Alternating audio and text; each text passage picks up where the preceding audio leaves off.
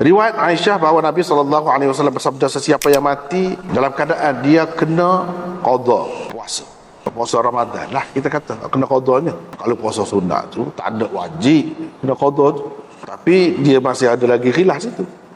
Kalau mengikut mazhab Hanafi, mengikut Malik, memang puasa sunat tu sebelum seseorang tu mula berpuasa dia sunat. Tapi kalau dia sudah puasa, dia batal tengah jalan, tengah hari tu dia batal. Jadi wajib lah dia tu. Jadi wajib lah puasa tu atas dia.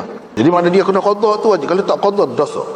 Tapi kalau mazhab Syafi'i, puasa sunat daripada awal lagi sunat, lepas tu setelah dia mulakan dia batal, kena ganti sunat saja. Tidak jadi wajib walaupun dia sudah mula dah. Dia batalkan pun tidak jadi wajib, tetap sunat. Tapi kalau Malik dengan Hanafi, dia kata hak tidak wajib ni, hak sunat ni sebelum kita buat, kita tak buat tak apa. Tapi kalau dia buat, kita batal, wajib qada.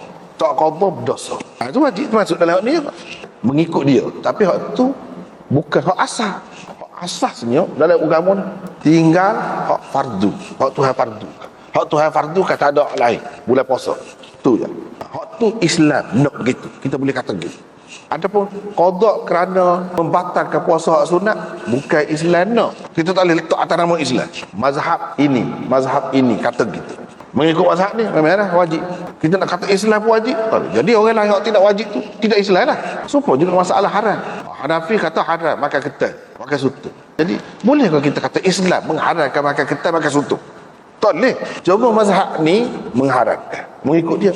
Itu haram berdasarkan mazhab, kaedah mazhab. Bukan haram berdasarkan agama Islam.